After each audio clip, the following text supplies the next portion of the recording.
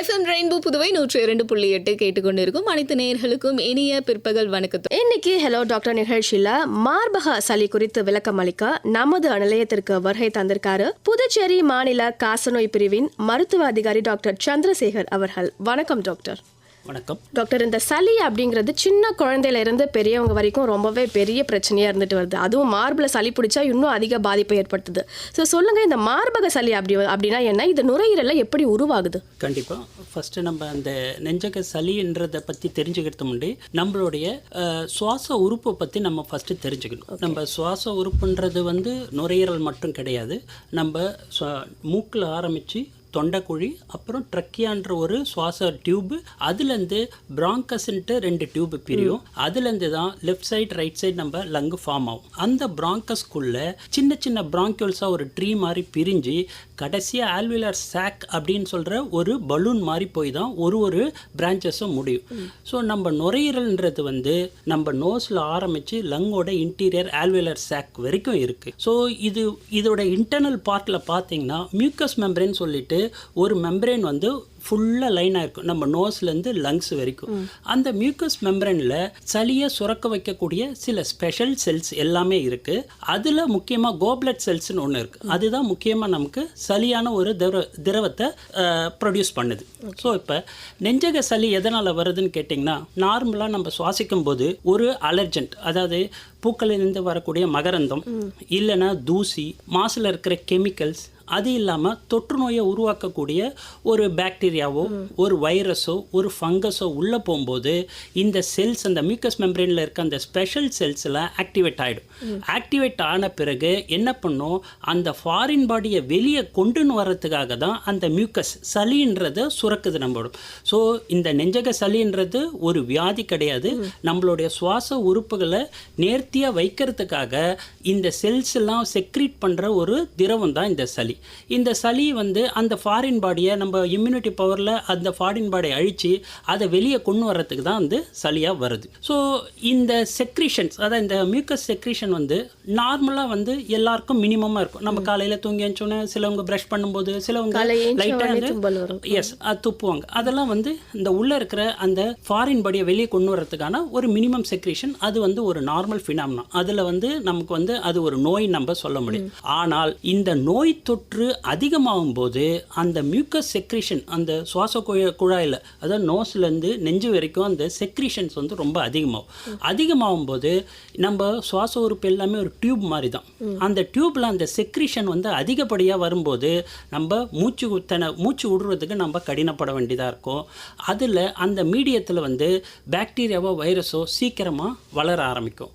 அப்பொழுது தான் அது ஒரு வியாதியாக மாறுது. இப்போ இந்த நார்மலாக சளி இரும்பல்ல இருந்து நெஞ்சு சளி அப்படின்றது எப்படி வேறுபடுது? ரெண்டுத்துக்கும் உள்ள வித்தியாசம் என்ன? எஸ், இப்போ நார்மல் சளினா எல்லாருக்குமே நம்ம வெளியே போகிறோம், நம்மளுடைய பொல்யூஷன், சில வைரஸ் இன்ஃபெக்ஷனில் என்ன ஆகும்னா நம்ம நோஸ்லேயும் த்ரோட் வரைக்கும் வர சொல்லதை அப்பர் ரெஸ்பிரேட்டரி ட்ராக்ட்னு சொல்லுவோம், அந்த மேல் பகுதியான. இதில் வர சளின்னு பார்த்தீங்கன்னா வெறும் ரன்னிங் நோஸ், அதை மூக்கிலேருந்து ஒழுகிற மாதிரியோ ஒரு தும்பலோ இல்லை மைல்டாக த்ரோட் இரிட்டேஷன், ஒரு த்ரோட் பெயின் வரலாம். இதெல்லாம் நார்மலான சளி. ஆனால் இந்த நெஞ்சக சளின்றது நான் மேலே குறிப்பிட்ட மாதிரி இந்த அலர்ஜென்ட்னாலேயோ இல்லை இந்த இன்ஃபெக்ஷனோட ஃபாரின் பாடியோ, அதாவது ஒரு வைரஸோ ஒரு பாக்டீரியாவோ உள்ளே போகும்போது அந்த செக்ரீஷன் அதிகமாகும் போது அந்த ட்ரீஸ், அந்த பிராங்கியூல்ஸ் எல்லாத்துலேயும் அந்த ஆல்வேலர் லாஸ்ட்டாக முடியுது பாருங்கள், ஆல்வேலர் சேக்கண்ட், அந்த இடத்துலையும் என்ன பண்ணும், அந்த சளி சுரந்து நமக்கு அடைக்க ஆரம்பிக்கும். அப்போ என்ன பண்ணும், இரும்பல் வரும்போது ஒரு ப்ரொடக்டிவ் கஃப், அதாவது என்னென்னா கஷ்டப்பட்டு இருமும் போதே சளி கல்லுகள்னு இருக்க மாதிரி இருக்கும். ஏன்னா அந்த எக்ஸ்பெக்டண்ட்டை வெளியே கொண்டுக்குன்னு வர்றதுக்காக அந்த நெஞ்சக சளியை அங்கே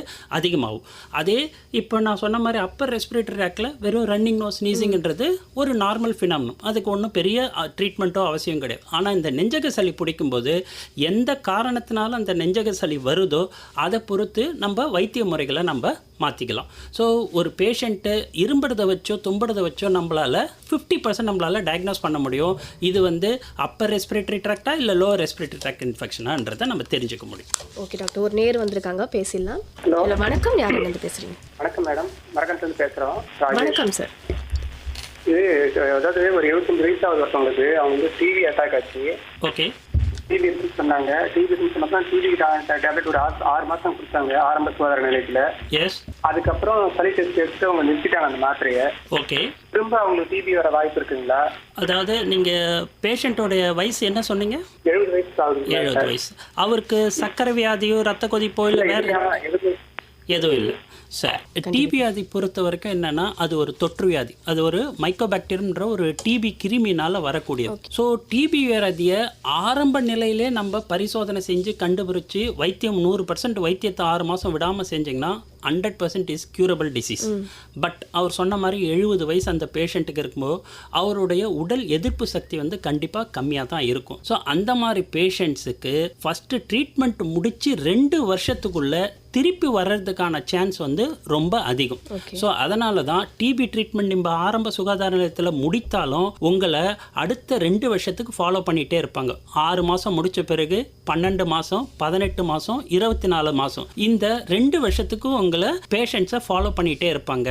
திருப்பி அந்த மாதிரி சிம்டம்ஸ் ஏதாவது இருந்தால், சளி இரும்பல் இருந்தாலோ, மூச்சு விடுறது கஷ்டமாக இருந்தாலோ, இல்லை ஈவினிங்கில் ஜுரம் வர மாதிரி இருந்தாலோ, சளியில் ஏதாவது ரத்தம் வர மாதிரி இருந்தாலோ திருப்பி நீங்கள் போய் கண்டிப்பாக பரிசோதனை செஞ்சுக்கணும். அந்த பரிசோதனை முடிவில் டிபியாகவும் இருக்கலாம், இல்லை டிபி வந்து போனதற்கான சில போஸ்ட் ட்ரீட்மெண்ட் கான்சிக்வன்ஸ்னு சொல்லுவாங்க. அது மாதிரி இருந்தால் அதுக்கான துணை வைத்தியமும் அங்கே ஆரம்ப சுகாதார நிலையத்திலே கொடுப்பாங்க. இப்போ இந்த புகைப்பிடித்தல் வந்து நெஞ்சு சளி வந்து எந்த அளவுக்கு மோசமாக்குது? கண்டிப்பாக. இப்போ நான் ஃபஸ்ட்டே உங்களுக்கு சொன்ன மாதிரி அலர்ஜென்ட்டு தான் வந்து ஒரு மெயின் ரீசன் இந்த நெஞ்சக சளி வர்றதுக்கு. அதில் வந்து ஸ்மோக்கிங், அந்த புகைப்பிடித்தல் பழக்கம் வந்து மிக மிக மோசமானது. ஏன்னு சொன்னீங்கன்னா நம்ம புகைப்பிடிக்கும்போது அந்த பட்ஸில் ஏற்படக்கூடிய டெம்பரேச்சர் பல 100 டிகிரி டெம்பரேச்சர் அளவுக்கு இன்க்ரீஸ் ஆகும்னு சொல்கிறாங்க. அவ்வளோ சூட்டையும் நம்ம இன்ஹேல் பண்ணும்போது நிக்கோட்டின் சொல்லிட்டு அதில் ஒரு கெமிக்கல் இருக்குது இந்த இதில் ஸ்மோக்கில். அந்த நிக்கோட்டின் பண்ணி நேராக போய் நம்ம நெஞ்சக நுரையீரலில் இருக்க அந்த பிராங்கஸ், பிராங்கியூல்ஸ், அந்த ஆல்வேலர் சாக் எல்லா இடத்துலையும் போய் படிஞ்சிட்ட பிறகு என்ன ஆகும்னா நம்ம இந்த பிராங்கஸ் ட்ரீயில் வந்து ஒரு நுண்ணிய நம்மளுடைய முடி மாதிரி ஒரு சின்ன சீலியான்னு சொல்லிட்டு இருக்கும். அதோட வேலையை என்ன பண்ணும், உள்ளே இருக்கிற செக்ரீஷனை வெளியே தள்ளுறதுக்கு அது கண்டினியூஸாக மூவ் ஆகிட்டே இருக்கும். பட் இந்த நிக்கோட்டின்லாம் போனால் அந்த சீலியா அதோட ஆக்ஷனை டோட்டலாக டேமேஜ் பண்ணிடுச்சுன்னா அந்த செக்ரீஷன்ஸ் எல்லாம், அதாவது சளின்னு சொல்கிற மியூக்கஸ் எல்லாமே நம்ம நுரையீரலே தங்கிடும். ஸோ நுரையீரலில் அந்த தங்கிட்டா அதுதான் ஒரு பெஸ்ட் மீடியம். பாக்டீரியாவோ வைரஸோ சீக்கிரம் வளரும்போது நம்ம நுரையீரலில் நிமோனியா, ரெஸ்பிரேட்டரி ஃபெயிலியர் இந்த மாதிரி எடுத்து பேஷண்ட் உயிர்க்கே ஆபத்தாகவும் முடியலாம். அடுத்தது முக்கியமானது, ஸ்மோக் பண்ணுறதுனால பிராங்கோஜெனிக் கார்சினோமா, அது நுரையீரல் புற்றுநோய் வர்றதுக்கு நிறைய சான்ஸ் இருக்குது. இப்போ நீங்கள் பார்ப்பீங்க சிகரெட் பேக்கில் எல்லாம் 80% இந்த மாதிரி அட்வர்டைஸ்மெண்ட் தான் இருக்கும். 20% தான் அவங்களோட விளம்பரம் இருக்கணும். 80% அதனால் ஏற்படக்கூடிய வார்னிங் சிக்னல் தான் அதிகமாக இருக்கும். ஓகே டாக்டர், அடுத்தது ஒரு நேர் வந்துட்டாங்க, பேசிடலாம். ஹலோ வணக்கம், யார் எங்கேருந்து பேசுகிறீங்க? வணக்கம் சார், கடலூர்லேருந்து வினோத் பேசுகிறேன் மேடம். ஓகே டாக்டர் இருக்காங்க, உங்கள் சந்தேகங்களை கேளுங்க. இப்போ 80 வயசு ஆயிடுச்சு மேடம். ஆஞ்சான் பண்ணி தனித்து வச்சிருக்கு அவருக்கு. சரி. இப்போ வந்து அவருக்கு மூக்கில் தண்ணியாக ஊற்றிக்கிட்டே இருக்கு, எப்பயுமே இருந்துகிட்டே இருக்கு. இரும்பல் வந்துட்டே இருக்கு, விரட்டு இரும்பல் மாதிரி வந்துட்டே இருக்கு. கண்டிப்பாக சளி ஊற்றிக்கிட்டே இருக்கு மேடம், மூக்கில் வந்துட்டே இருக்குங்க சார் அவருக்கு. அது என்ன காரணமாக இருக்கும்? கண்டிப்பாக நான் இப்போ ஆரம்பத்தில் சொன்ன மாதிரி நுரையீரலில் வந்து மேல் பகுதி, கீழ்ப்பகுதி, நுரையீரலில் இருக்கிறது அப்பர் ரெஸ்பிரேட், இந்த நோஸு த்ரோட்டில் ஏற்படக்கூடிய சில இன்ஃபெக்ஷன்னாலோ இல்லை அலர்ஜினாலோ என்ன பண்ணலாம், அவர்களுக்கு ஒரு தண்ணியாக மூக்கில் கொட்டுறது, தும்பல் வர்றது, தொண்டையில் கொஞ்சம் மைல்டு இரிட்டேஷன் இருக்க மாதிரி இருக்கும். இதை மாதிரி இருக்கிறவங்களுக்கு இது பெரிய வியாதி கிடையாது.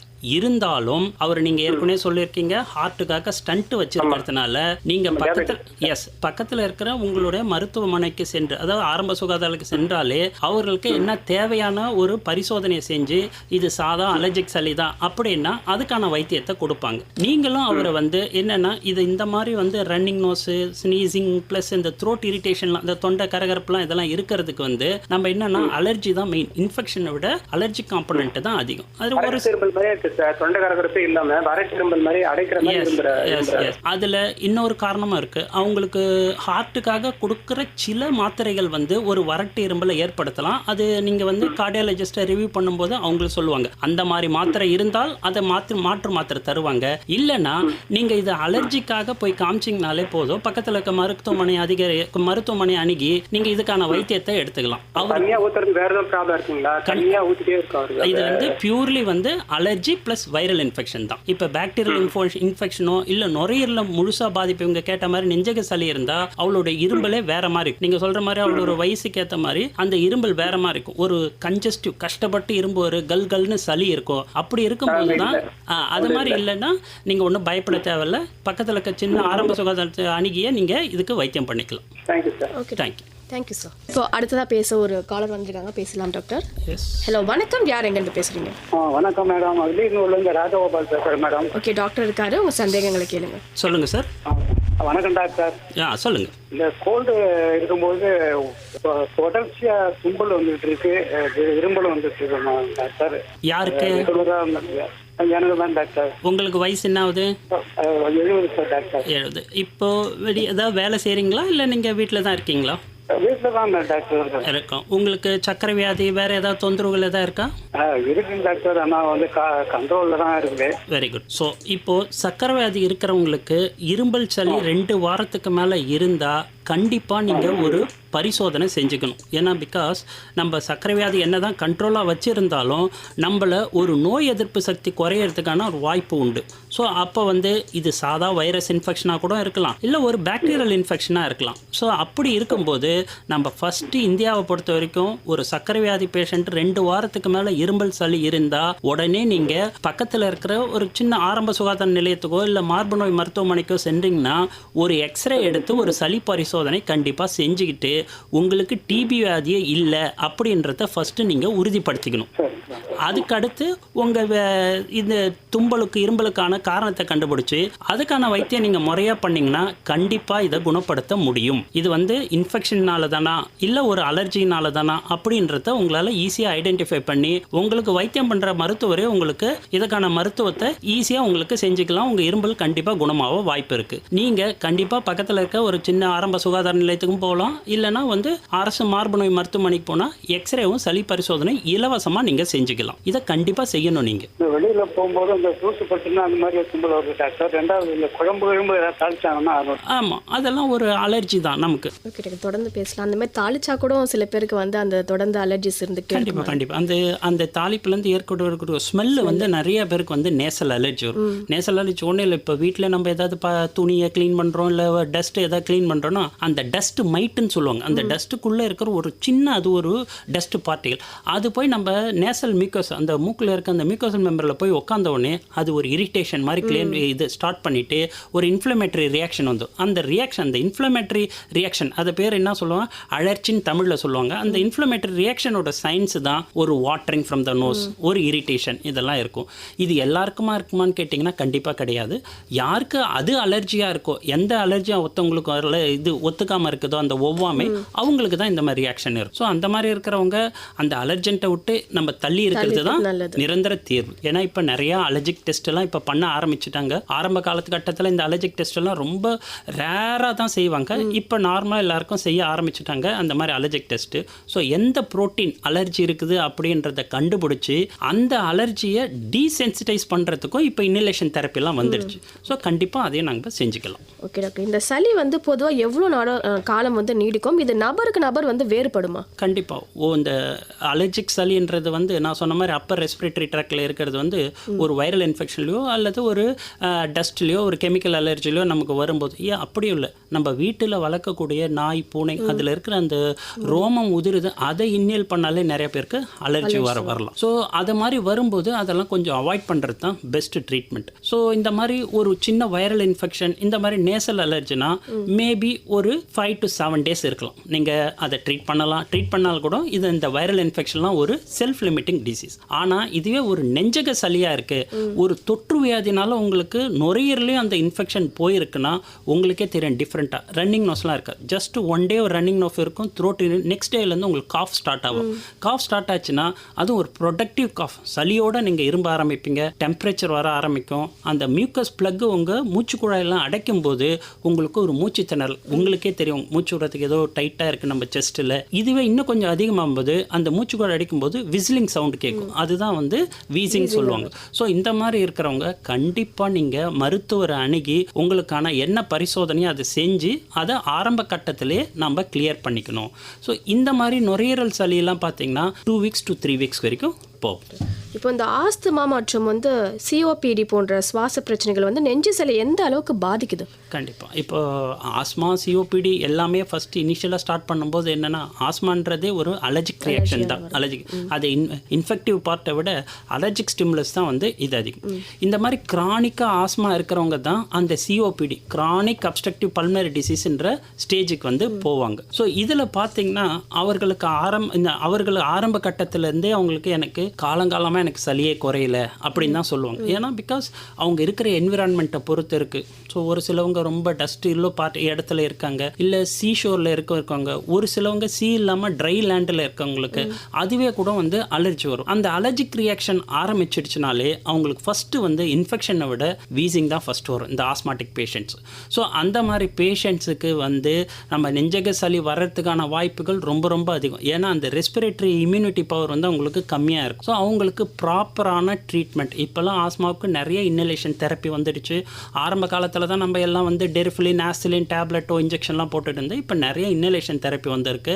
ஸோ அந்த ஸ்டேஜ்லேயே நீங்கள் கிளியர் பண்ணிக்கிட்டிங்கன்னா இந்த லாஸ்ட் அந்த கிரானிக் அப்ஸ்ட்ரக்டிவ் பல்மனரி ஸ்டேஜ் வயசு ஆக என்ன பண்ணிடும், ஒரு கிரானிக் அப்ஸ்ட்ரக்டிவ் டிசீஸுக்கு போய் நின்றுடும். அப்போ நமக்கு ஆக்சிஜன் தேவை நமக்கு அதிகமாகும். ஆனால் நம்மளுடைய காற்றுல இருக்க ஆக்சிஜன் பிளட்டில் மிக்ஸ் ஆகிறது அந்த மூச்சு குழாயில் ரொம்ப கம்மியாயிடும். ஸோ அவங்க வாழ்நாள் முழுக்க ஆக்சிஜனையே டிபெண்ட் பண்ணி இருக்கிற மாதிரி இருக்கும். அது மேற்கொண்டு நம்ம இதயத்தையும் பாதிக்கிறதுக்கு ஒரு வழியாக போயிடும். இப்போ சளி காய்ச்சல் எந்த அறிகுறியுமே இல்லாமல் நெஞ்சில் சளி கட்டுமாட்டோம்? கண்டிப்பாக வரலாம். ஏன்னா நான் ஃபர்ஸ்ட்ல சொல்கிற மாதிரி இந்த வைரல் இன்ஃபெக்ஷன் எல்லாருக்குமே வந்து ரொம்ப சிவியர் ஃபார்ம்லாம் வராது.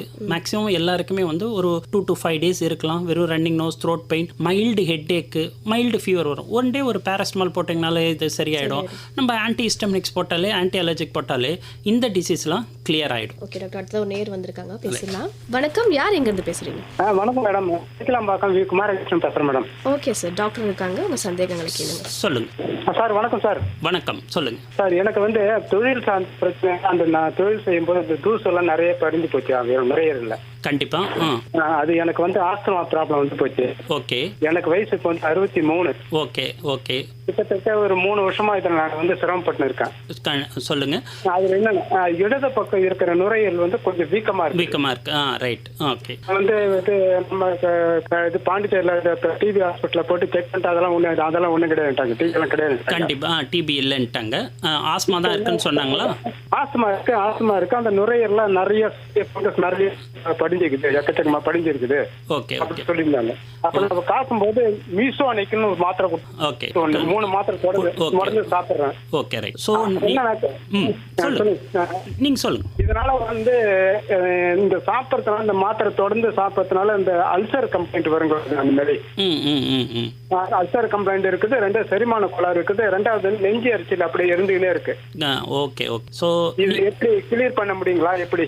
கண்டிப்பாக கிளியர் பண்ண முடியும். இப்போ வந்து நீங்கள் இப்போ உங்களுக்கு வந்து டிபி இல்லை, நுரையீரலில் வேறு எந்த இன்ஃபெக்ஷனும் இல்லை. உங்களுக்கு நீங்கள் செஞ்ச வேலை யூஸ்வலாக என்ன பண்ணுவாங்க, இந்த சிலிகான் இண்டஸ்ட்ரியில் வேலை செய்கிறவங்க, மண் டஸ்ட் அதிகமாக இருக்கிறவங்க, ப்ளஸ் வந்து இந்த கோல் இண்டஸ்ட்ரீஸ் இங்கெல்லாம் வேலை செய்கிறவங்களுக்கு என்னன்னா அந்த டஸ்ட் பார்ட்டிகல்ஸ் போய் நுரையீரலில் அப்படியே போய் படிஞ்சிரும். அந்த படிஞ்ச உடனே அந்த நுரையீரல் வந்து டியூப் வந்து வீக்கமாகி சளி மாதிரி வந்து அடைச்சிக்கிறது. ஸோ அந்த சளியை வந்து திக்காக இருக்கிற சளியை தின்னாக்கி வெளியே கொண்டு வரதுக்குலாம் நீங்கள் சொன்ன டேப்லெட்லாம் மியூசினக், டாக்ஸோஃபெலின் இது எல்லாமே கொடுக்குறது தான். உங்கள் மூச்சு குழாயை விரிவடைஞ்சு அந்த சளியை தின்னாக்கி வெளியே கொண்டு வர்றதுக்காக தான் இந்த டேப்லெட்லாம். ஸோ இந்த டேப்லெட்டில் நீங்கள் சொன்ன மாதிரி சின்ன சின்ன உபாதைகள் இருக்க தான் செய்யும். அந்த நெஞ்சு எரிச்சல் ஏன்னா தொடர்ந்து சாப்பிடும்போது அதுக்கு இருக்கும். ஆனால் கண்டிப்பாக அந்த நெஞ்சு எரிச்சலுக்கான ட்ரீட்மெண்ட்டை நீங்கள் தொணை மாத்திரை சேர்த்து எடுத்துக்கணும். ஏன்னா இந்த வயிற்றில் இருக்க அமிலம் அதிகமாக சுரந்து நெஞ்சுக்கு வரும்போது அது வந்து நேராக ரீகெஜிடேட் ஆகி உள்ள நுரையீரலுக்கும் போச்சுன்னா இது வந்து இன்னும் அதிகமாயிட்டே தான் இருக்கும் உங்கள் சளியும் இரும்பலும். ஸோ நீங்கள் சாப்பிட்றதுக்கு ஒரு மாத்திரை போடுறோம். Very good. அடுத்தது நீங்கள் என்ன பண்ணலாம், நிறைய டெய்லி அந்த ஓரலா எடுக்கிற மெடிசனுக்கு பதிலா நீங்க அடுத்தது இன்னேலர் தெரப்பிக்கு தான் போகணும். இன்னேலர் பம்ப் மாதிரி யூஸ் பண்ணுவாங்க பாருங்க, அதை நீங்க எடுத்துக்கிறேன். ஆனா அது வந்து பின்ன 2 அதிகமா எனக்கு நெஞ்சு நீர்ச்சல் வருதுங்க. அது நீங்க இது போய் உள்ள இல்ல அதை நீங்க ப்ராப்பரான மெத்தட்ல எடுத்தீங்கன்னா ஆக்சுவலா என்னன்னா அது நேரா மூச்சு குழாய்க்கு தான் போகும். அதை ப்ராப்பரா எடுத்தீங்கன்னா உணவு குழாய்க்கே ஒரு 1% மெடிசன் கூட உள்ள போகாது. அப்படி போகும்போது அதனால நெஞ்சு எரிச்சல் வர்றதுக்கான வாய்ப்புகள் மிக மிக குறைவு. ஸோ அந்த கரெக்டான மெத்தட்ல நீங்க எடுத்துக்கணும். அந்த இன்னலர் இருக்கும்போது டாக்டரே கரெக்டா சொல்லுவாரு, அதை எடுத்துக்கணும். இல்ல கேப்சூல் மாதிரி போட்டு உரியிற மெத்தட் இருக்கும், அந்த ரோட்டா கேப்சூல் சொல்லுவாங்க, அதை எடுத்துக்கிட்டீங்கன்னா உங்கள் உணவு குழாய் பிரச்சனை தீரும். ஏன்னா உணவு குழாய் பிரச்சனை தீர்ந்தாதான் உங்க இரும்பலும் கண்டிப்பா அடங்கும். சரிங்களா? இருமல்லாம் இல்ல சார். அது அந்த மூச்சு வர பிரச்சனை தீரும் உங்களுக்கு. ரெண்டாவது நெஞ்சு சளி எனி டைம் அப்படி இருந்தீங்க சார். ஆனா வெளியே கொண்டாந்துறேன், சளி கொண்டாந்து சளி வந்து வெள்ளை தான் இருக்கு. அவ்வளவு. இதெல்லாம் ஒரு அலர்ஜிக் சளி தான், நீங்க ஒன்றும் கவலைப்பட தேவையில்ல. இது இன்ஃபெக்ஷன் கிடையாது. நீங்க வந்து அடுத்தது இன்னேலர் தெரப்பிக்கு தான் நீங்க போகணும். அதான் பெஸ்ட். ஓகே டாக்டர், இப்போ நெஞ்சு சளியின் போது வெளிப்படும் அந்த சளி நிறம், அடர்த்தி, அளவு இதெல்லாம் எதை குறிக்குது? கண்டிப்பா இப்போ சளியோட கன்சிஸ்டன்சி அண்ட் கலரை வச்சு நம்ம நிறைய பேர் சில இன்ஃபெக்ஷனை டயக்னோஸ் பண்ணலாம். பட் அது 100% கிடையாது. யூஸ்வலாக நான் சொன்ன மாதிரி சாதா வைரல் இன்ஃபெக்ஷனில் எப்பயுமே நமக்கு ஒரு ரன்னிங் நோஸு அப்படி ப்ளஸ் இந்த த்ரோட்லேருந்து ஒரு மைல்டு செக்ரிஷன் தான் வரும். அது ஒயிட்டிஷாக நம்ம சலைவா எச்சில் மாதிரி தான் இருக்கும். பட் பாக்டீரியல் இன்ஃபெக்ஷனில் தான் வந்து என்ன பண்ணும், ஏன்னா நம்மளோட ஒயிட் பிளட் செல்ஸ் வந்து அந்த மேக்ரோஃபேஜஸ் சொல்லிட்டு போயிட்டு அந்த இன்ஃபெக்ஷனோட ஃபைட் பண்ணி இது பண்ணும்போது அந்த செக்ரிஷன் வந்து திக்காகி கொஞ்சம் கலர் வரும். பட் இது பாக்டீரியல் இன்ஃபெக்ஷனுக்கு மட்டுமே உரியது கிடையாது. சம்டைம்ஸ் இந்த வைரல் இன்ஃபெக்ஷன்லேயும் நம்ம வந்து இந்த கலர் கன்சிஸ்டன்சி மாறத்தான் செய்யும். ஸோ கலர் கன்சிஸ்டன்ஸை வச்சு இதுதான் இன்ஃபெக்ஷன் நம்மளால் ஸ்பெசிஃபிக்காக 100% சொல்ல முடியாது. பட் ஒரு 50% நம்ம சொல்லலாம். ஸோ உங்களுக்கு வந்து அப்பர் ரெஸ்பிரேட்டரி ட்ராக்ல இன்ஃபெக்ஷன் இருக்கா, லோவர் ரெஸ்பிரேட்டரி ட்ராக்ல இன்ஃபெக்ஷனில் இருக்குதான்றதை நம்ம சொல்ல முடியும். ஆனால் அது பாக்டீரியாவா, வைரஸ் தானா, ஃபங்கஸ் தானான்றதை நம்ம வந்து சளி பரிசோதனை மூலியமாக தான் நம்மளால 100% டயக்னோஸ் பண்ண முடியும். ஓகே டாக்டர், இந்த நெஞ்சு சளியுடன் காய்ச்சல், உடல் வலி, தலைவலி போன்ற பிரச்சனைகள்லாம் வருதுல்ல, ஸோ இது வந்து பொதுவானது தானா, இல்லை இதோட வீரியம் வேற மாதிரி இருக்கு? கண்டிப்பாக. இப்போ வந்து நெஞ்சு சளியோட வந்து எப்போ இன்ஃபெக்ஷன் அதிகமாகும் போது தான் இதெல்லாம். ஃபார் எக்ஸாம்பிள் வந்து ஒரு பேஷண்ட் அக்யூட் நிமோனிக் ஸ்டேஜ் போகிறாங்க. நிமோனியானா என்னன்னா, நான் ஃபஸ்ட்டே சொன்ன மாதிரி அந்த நுரையீரலில் வந்து டியூபாக தான் இருக்கும். அந்த ஒரு பிளாக், ஒரு லோபில் வந்து மட்டும் அந்த இன்ஃபெக்ஷன் போய் செட்டில், அந்த பாக்டீரியா போய் செட் ஆகி அந்த மியூக்கஸ் பிளக் அடைச்சிக்கிச்சுன்னா அங்கே போகிற காத்தோட்டம் கம்மியாகும் போது நுரையீரல் பலூன் மாதிரி இருக்கிறது ஹார்டாகி அதுதான் கன்சால்டேஷன் போகும். அது பேர் தான் இந்த நிமோனியா. ஸோ அப்போ அந்த நிமோனிக் கன்சால்டேஷனில் வந்து பாக்டீரியா ஆக்டிவாக மல்டிப்ளை ஆகும். மல்டிப்ளை ஆகி அந்த இன்ஃபெக்ஷன் ரேட் வந்து இன்க்ரீஸ் ஆகும்போது தான் நமக்கு இந்த சிம்டம்ஸ்லாம், for example fever, high grade fever வரும், மூச்சு திணறல் வரும், வீசிங் ப்ராப்ளம் இருக்கும், ப்ளஸ் ரெஸ்பிரேட்டரி ரேட். நார்மலாக நம்ம ரெஸ்பிரேஷன் வந்து ஒரு நிமிஷத்துக்கு 16லேருந்து 20 தடவைன்னா அவங்களுக்கு 25லேருந்து 30 தடவை. அடுத்தது ஆக்சிஜன் சேச்சுரேஷன் குறைய ஆரம்பிக்கும். இதெல்லாம் வந்து சிவியர் ஃபார்ம் ஆஃப் இன்ஃபெக்ஷனில் தான் வந்து இந்த சிம்டம். ஆனால் இதே சிம்டம்ஸும் சாதா ஒரு வைரல் இன்ஃபெக்ஷன், இப்போ ஒரு வைரல் ஃபீவர் சீசன் இப்போ திடீர்னு பிரேக் அவுட் ஆச்சு. ஒரு ஃபார் எக்ஸாம்பிள் 2 வீக்ஸ் முன்னாடிலாம் நிறைய பேர் குழந்தைங்க இப்போ தான் ஸ்கூல் ஆரம்பிச்சிருக்காங்க. ஸோ ஸ்கூல் பசங்களுக்கு நிறைய இந்த வைரல் இன்ஃபெக்ஷன் ஈஸியாக ஸ்ப்ரெட் ஆகும். குழந்தைங்களுக்கு அந்த அளவுக்கு இம்யூனிட்டி பவர் கம்மியாக இருக்கிறதுனால அவங்களுக்கும் பார்த்தீங்கன்னா ஃபர்ஸ்ட் டே வந்து mild fever, throat pain, cold இது இருக்க தான் செய்யும். இது வந்து வைரல் இன்ஃபெக்ஷன்லையும் வரலாம் அல்லது இது நெஞ்சக சளியிலையும் வரலாம். நம்மளுடைய இன்ஃபெக்ஷன் ஸ்டேட்டஸை பொறுத்து தான் இருக்குது இந்த சிம்டம்ஸ் அண்ட் சைன்ஸ். டாக்டர், நெஞ்சு சளி ரொம்ப அதிகமாச்சுன்னா அதோட தீவிரம் வந்து எப்படி இருக்கும்? இதனால என்ன மாதிரி சிக்கல்லாம் ஏற்படுறதுக்கான வாய்ப்புகள் இருக்கு? கண்டிப்பாக நெஞ்சு சளி வந்து பார்த்திங்கன்னா நான் சொன்ன மாதிரி வந்து ஒரு இன்ஃபெக்ஷியஸ் ஆர்கானிசம்னால வரும்போது என்ன பண்ணும், நுரையீரலோட இன்டீரியர் பார்ட், நான் சொன்ன மாதிரி அந்த பிராங்கியல்ஸ், ஒரு லோப் அப்படியே வந்து இன்ஃபெக்ட் ஆகும்போது அந்த மியூக்கஸ் செக்ரிஷன்ஸ் வந்து அதிகமாகும். மியூக்கஸ் செக்ரிஷன் அதிகமாகும் போது அந்த லோபுக்கு போகிற காத்தோட்டம் குறையும் போது என்ன ஆகும்னா ஒரு நிமோனிக் பேட்ச், அதை தான் நம்ம நிமோனியான்னு சொல்லுவோம். ஸோ அந்த நிமோனிக் பேச்சஸில் அந்த வைரஸோ பாக்டீரியாவோட வீரியம் ரொம்ப அதிகமாக இருக்கும், ஆக்டிவாக மல்டிப்ளை பண்ணும். ஸோ அந்த இன்ஃபெக்டிவ் ஸ்டேஜ் வந்து இன்ஃபெக்டிவிட்டி வந்து ரொம்ப அதிகமாகும். ஸோ அப்படி ஆகும்போது பேஷண்ட்டை என்ன பண்ணுவோம், ஃபஸ்ட்டு ஆரம்பத்தில் 1 or 2 டேஸில் வந்து சாதா இரும்பல்னு ஆரம்பித்து கொஞ்சம் கொஞ்சமாக சளி அதிகமாகி ஒரு ப்ரொடக்டிவ் காஃப் போயிட்டு அடுத்த என்ன பண்ணி எனக்கு மூச்சு விட கஷ்டமாக இருக்குது, செஸ்ட்டு வந்து ஒரு மாதிரி டைட்டாக நம்ம இறுக்கமாக இருக்க மாதிரி சொல்லுவாங்க. அடுத்தது சளி டெம்பரேச்சர் கொஞ்சம் கொஞ்சமாக இன்க்ரீஸ் ஆகும். ஹை கிரேட் டெம்பரேச்சர் வந்து ஷிவரிங்கோட வரும், சில்ஸ் வரும், ப்ளஸ் வந்து சளியில் எப்பயாவது ரத்தம் வர மாதிரி இருக்கும். ஸோ இந்த மாதிரி இருந்தால் we have to suspect the patient is going for pneumonia.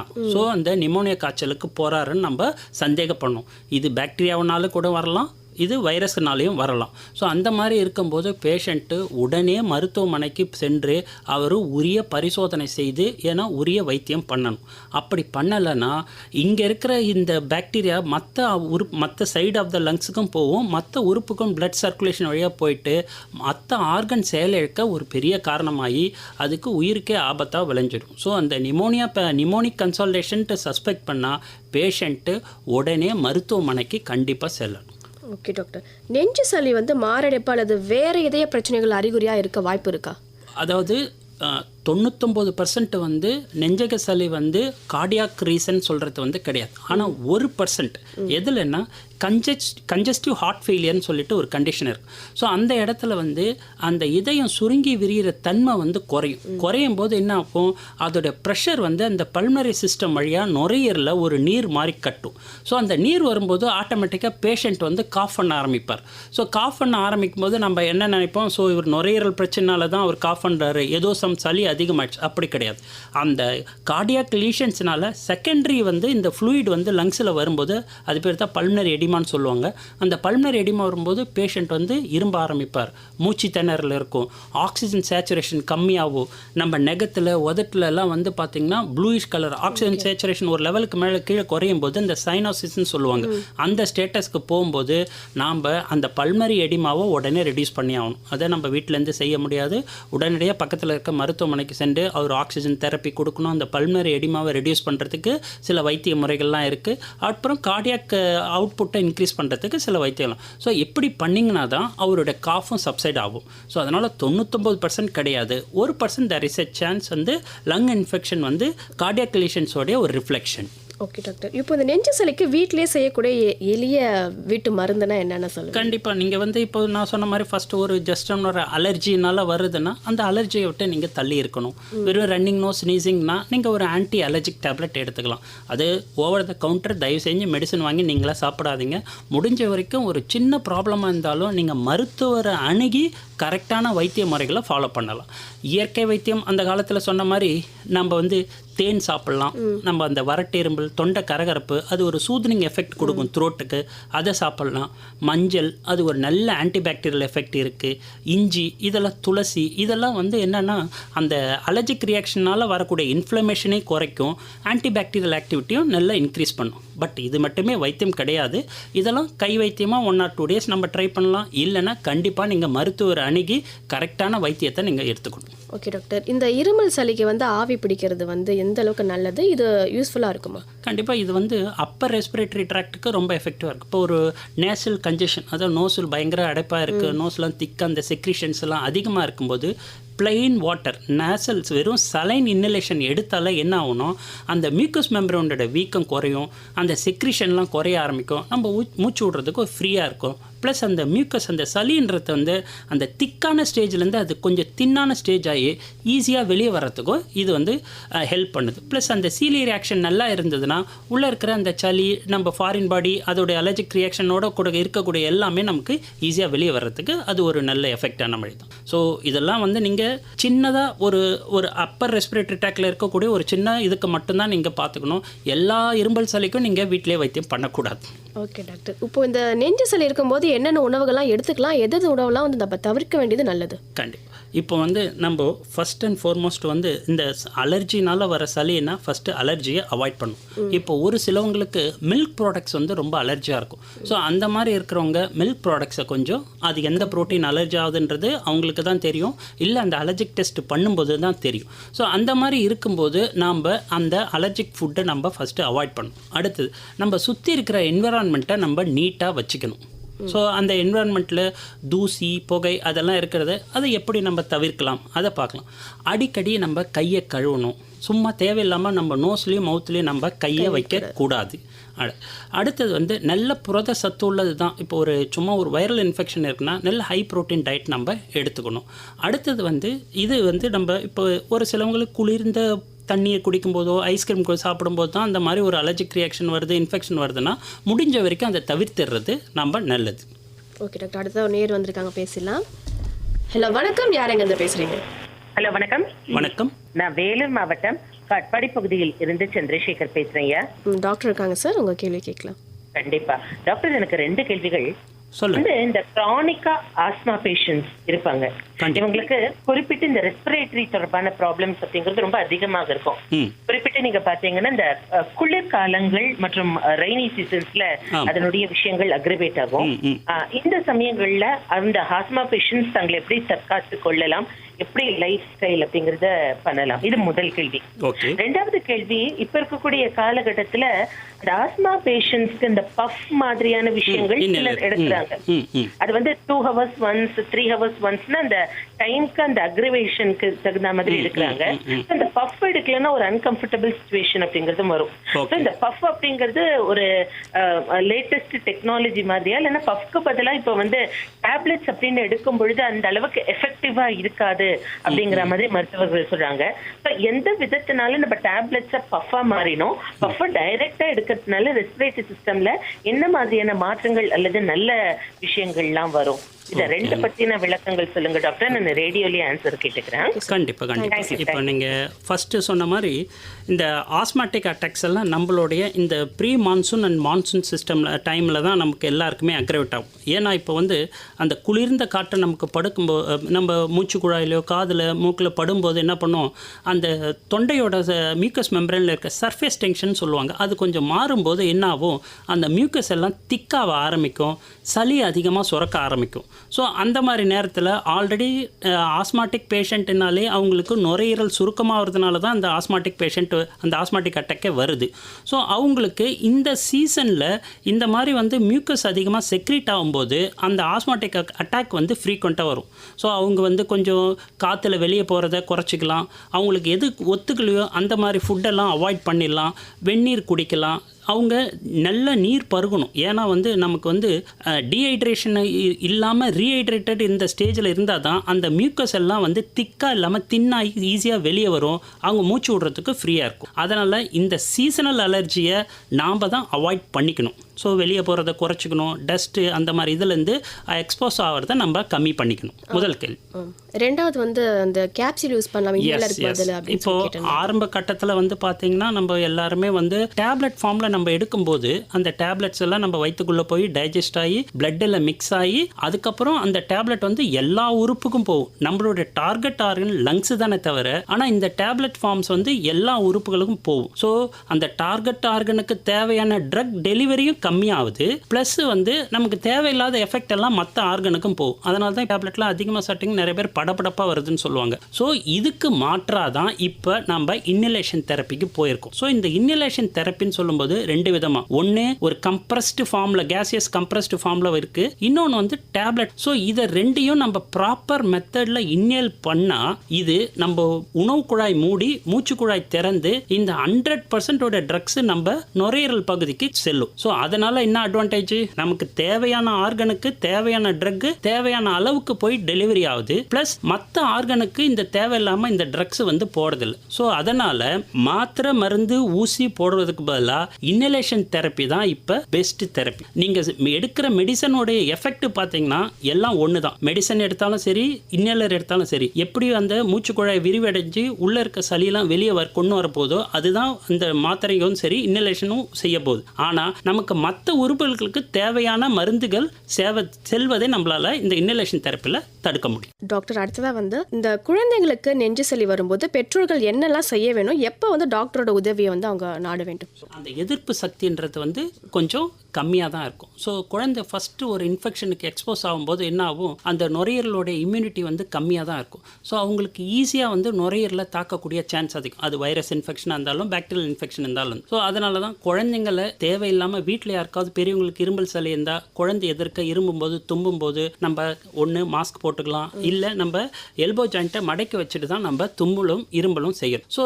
குழந்தைங்களுக்கு சாதா ஒரு வைரல் இன்ஃபெக்ஷன் வரும்போது வெறும் ஒரு ரன்னிங் நோஸ் மாதிரி இருக்கும், குழந்தை வந்து கொஞ்சம் மைல்டான ஃபீவர் அந்த மாதிரி இருக்கும். அது மாதிரி இருக்கும்போது நீங்கள் இப்போ உங்களுக்கான தேவையான வைத்தியத்தை குழந்தை டாக்டர்கிட்ட காமிச்சு நீங்கள் ஆரம்பிச்சு செஞ்சுக்கலாம். ஆனால் ஒரு 2 நாளைக்கு மேலே உங்களுக்கு குழந்தை ரொம்ப இரும்ப ஆரம்பிக்குது, படிப்படியாக அதை சாப்பிட்றத குறைச்சிக்கிட்டே வருது, இந்த மூச்சு விடுறது கொஞ்சம் குழந்தைக்கு கஷ்டம் தெரியுது. எப்படி நீங்கள் பார்த்தீங்கன்னா தெரியும், தெரியும், அந்த அள்ளுலாம் லைட்டாக தூக்குற மாதிரி இருக்கும். அடுத்தது வந்து அழுதுகிட்டே இருக்கும் குழந்தை. சில டைம் வந்து அப்படியே ட்ரௌசி ஆகிடும், எப்போ பாரு தூங்கிட்டே இருக்கும், ஒரு ஆக்டிவாக இல்லாமல் இருக்கும். சம்டைம்ஸ் குழந்தைகள் அந்த ஆக்சிஜன் சேச்சுரேஷன் குறையும் போது அந்த குழந்தையோட லிப்ஸு டங்குலாம் கொஞ்சம் லைட்டாக ப்ளூயிஷாக இருக்கும். இந்த ஸ்டேஜ் வரைக்கும் நீங்கள் விடக்கூடாது. நான் சொன்ன இந்த சிம்டம்ஸ் லைட்டாக ஆரம்பிக்கும் போதே நீங்கள் கண்டிப்பாக மருத்துவமனையை அணுகி அதுக்கான உரிய வைத்தியத்தை நீங்கள் செஞ்சுக்கணும். வெறும் லைட்டாக ரன்னிங் நோஸ், மைல்டு ஃபீவராக இருந்தால் நீங்கள் வைத்தியம் பண்ணிக்கலாம், ட்ரீட்மெண்ட் பண்ணிக்கலாம். நீங்கள் ஆன்டி அலர்ஜிக் சிரப், பேரஸ்டமால் கொடுத்து குழந்தைய நீங்கள் பார்த்துக்கலாம். ஆனால் ஒரு 2 நாளைக்கு மேலே இரும்பல் அதிகமாகிட்டே போகுது, டெம்பரேச்சர் இன்க்ரீஸ் ஆகுது, ரெஸ்பிரேட்டரி ரேட், அந்த மூச்சுடைய ரேட் அதிகமாகுது, இல்லை சாப்பிட்றது கொஞ்சம் கொஞ்சமாக குறைஞ்சிட்டே வருது, குழந்தை ட்ரௌசியாக இருக்கிற மாதிரி இருந்தால் உடனே கண்டிப்பாக குழந்தைய மருத்துவமனைக்கு எடுத்து செல்றது தான் நல்லது. ஓகே டாக்டர், கர்ப்பிணி பெண்களுக்கு நெஞ்சு சளி ஏற்படும் போது என்ன மாதிரி மருந்துகளை தவிர்க்க வேணும், எது பாதுகாப்பானதா? ஸோ அதாவது அந்த ப்ரெக்னன்சி, டூரிங் த ப்ரெக்னன்சி நிறைய ட்ரக்ஸை நம்ம அவாய்ட் பண்ண வேண்டியது. ஒரு சில ட்ரக்ஸை நம்ம தேவைன்னா கொடுத்து தாகணும், அதோட சேஃப்டி ப்ரொஃபைலை பார்த்து கொடுப்பாங்க. ஸோ இப்போ நமக்கு வந்து சாதாரண ஒரு சின்ன ஒரு அலர்ஜிக் ரியாக்ஷன்ஸ் அந்த மாதிரி இருந்ததுன்னா நீங்கள் வீட்டிலே சின்னதாக கை வைத்த மாதிரி நீங்கள் பண்ணிக்கலாம். ஏன்னா நிறைய பேர் நீங்கள் கேட்ட மாதிரி ஒரு ஸ்டீம் இன்ஹலேஷன் எடுத்துக்கலாம். நீங்கள் வீட்டில் இருக்கிற மாதிரி நீங்கள் அந்த இயற்கை வைத்தியத்தை ட்ரை பண்ணலாம். அதெல்லாம் மருத்துவர் ஆலோசனை செஞ்சு கேட்டுக்கிட்டு தான் நீங்கள் செய்யணும். பட் ஆனால் உங்களுக்கே சளி அதிகமாகுது, மூச்சோட சிரமமாக இருக்குது அப்படின்னும் போது கண்டிப்பாக நீங்கள் ஒரு ட்ரீட்டிங் ஃபிசிஷியன் கிட்ட போயிட்டு தான் உங்களை ஏன்னா நீங்கள் சாப்பிடக்கூடிய மருந்து அனைத்தும் வந்து குழந்தைக்கும் ரத்தம் மூலயமா உருவாகக்கூடிய குழந்தைக்கும் ரத்தம் மூலயமா போகும். அந்த மாதிரி உங்களுக்கு சளி இரும்பல் அதிகமாக இருக்குது, மூச்சு விட கஷ்டமாக இருக்குன்னா நீங்கள் வீட்டிலே செல்ஃப் ட்ரீட்மெண்ட் எடுத்துக்காதீங்க. பிகாஸ் ஒரு சிலவங்க என்ன பண்ணுவாங்க, எனக்கு ஆல்ரெடி ஆஸ்மா இருக்குது, அதனால் நானும் இன்னேலர் தெரப்பி இப்போ எடுத்துக்கினா எனக்கு சரியாகும்னு சொல்லி நீங்களே எடுக்காதீங்க. சில இன்னேலர்ஸ் வந்து ப்ரெக்னன்சி டைமில் நம்ம கான்ட்ரா இண்டிகேட்டட், ஒரு ஸ்டீராய்டு கான்ட்ரா இண்டிகேட்டட், அதெல்லாம் நம்ம எடுத்துக்கக்கூடாது. ஸோ மருத்துவ ஆலோசனைப்படி தான் ப்ரெக்னன்சி டைமில் லோவர் ரெஸ்பிரேட்டரி ட்ராக் இன்ஃபெக்ஷனுக்கு நீங்கள் ட்ரீட்மெண்ட் எடுத்து. சளி பிடிக்காம இருக்க நேயர்களுக்கு நீங்க சொல்ல வர ஹெல்தி அட்வைஸ் தான் என்ன? கண்டிப்பா நம்ம இப்போ ஒரு 2020 பார்த்தீங்கன்னா நம்ம எல்லாம் 1920 ஒரு பெரிய ஒரு கடினமான ஒரு பீரியடை தாண்டி தான் நம்ம இப்போ வந்திருக்கோம். இந்த கொரோனா பீரியடு, அந்த கொரோனா வந்து எவ்வளோ இன்ஃபெக்ஷன் அதிகமாக இருந்தாலும் பல நன்மைகளான சில மெத்தடை நமக்கு அது டீச் பண்ணி தான் நம்மளுடைய உறவினர்கள் நண்பர்களை நம்ம நிறைய பேர் இழந்திருக்கிறோம். இருந்தாலும் அப்போ செஞ்ச ஒரு நல்ல ஒரு காரியம் என்னன்னா, நம்ம சோஷியல் டிஸ்டன்ஸ் மெயின்டைன் பண்ணோம், தேவையில்லாத இடத்துக்கு நம்ம செல்லலை, அடிக்கடி ஹேண்ட்ஸ் வாஷ் பண்ணிட்டு இருந்தோம், மாஸ்க் வேர் பண்ணிட்டு இருந்தோம், சோஷியல் டிஸ்டன்ஸை மெயின்டைன் பண்ணிடணும். ஸோ இது வந்து நம்ம கொரோனாவோடவே நம்ம நிறுத்திடக்கூடாது. ஸோ இந்த ஒரு சில ஆக்டிவிட்டீஸை நம்ம லைஃப்பில் தொடர்ந்து ஃபாலோ பண்ணிட்டோம். உங்களுக்கே தெரியும், சுமார் 200 வருஷத்துக்கு முன்னாடி கண்டுபிடிச்ச டிபி வியாதியை, அது என்னது ஒரு சுவாச நோய்கள், சுவாச உறுப்பை பாதிக்கக்கூடிய ஒரு நோய். ஆனால் இன்னைய வரைக்கும் நம்ம போராடிட்டு இருக்கோம், நம்ம சொசைட்டிலேருந்து அதை எராடிகேட் பண்ண முடியல. ஒருவேளை கொரோனா மாதிரி ஆரம்ப கட்டத்திலே நம்ம இதெல்லாம் செஞ்சிருந்தா மேபி கண்ட்ரோல் பண்ணியிருக்கலாமோ என்னன்னு தெரியாது. ஸோ நீங்கள் என்ன பண்ணணும், நம்மளோட ஃபர்ஸ்ட் வந்து பர்சனல் ஹைஜீன் தான் ரொம்ப ரொம்ப இம்பார்ட்டன்ட். கை கால் அடிக்கடி வாஷ் பண்ணணும், டஸ்ட்டு இந்த இது இருக்கிற இடத்துல, தூசி மாசு இருக்கிற இடத்துல நம்ம இது பண்ணிக்கணும், அவாய்ட் பண்ணிக்கணும். மாஸ்க் போட்டுக்கிறத நீங்கள் மெயின்டைன் பண்ணலாம். நல்ல ஹைஜீனிக் ப்ரோட்டீனியஸ் டயட்டு கொடுங்க, நீங்களும் எடுத்துக்கலாம், உங்கள் குழந்தைங்களுக்கு அப்படி கொடுங்க. ஹைட்ரேஷனை கரெக்டாக மெயின்டைன் பண்ணுங்க, கரெக்டான இப்போ தண்ணி அளவை நீங்கள் குடிக்கணும், அது வந்து ரொம்ப ரொம்ப நல்லது ரெஸ்பிரேட்டரி ட்ராக் இன்ஃபெக்ஷனுக்கு இது பண்ணுறது. மேற்கொண்டு உங்களுக்கு ஏதாவது தொந்தரவு இருந்தால் நீங்களே செல்ஃபாக ட்ரீட் பண்ணாதீங்க. தயவு செஞ்சு மருத்துவமனையை அணுகி மருத்துவர் ஆலோசனைப்படி நீங்கள் வைத்தியம் பண்ணிக்கணும். ஓகே டாக்டர், நிகழ்ச்சி நிறைவு தருணத்துக்கு வந்துட்டோம். இன்னைக்கு மார்பக சளி பற்றி நிறைய விஷயங்கள் எங்க கூட ஷேர் பண்ணீங்க. நம்ம நேயர்கள் கேட்ட கேள்விக்கும் தெளிவாக பதில் கொடுத்தீங்க. இன்றைய நிகழ்ச்சி கண்டிப்பாக நம்ம நேயர்களுக்கு யூஸ்ஃபுல்லாக இருந்திருக்கும். நம்ம நேயர்கள் சார்பாகவும் நிலையத்தின் சார்பாகவும் நன்றி doctor. Thank you very much. Thank you sir.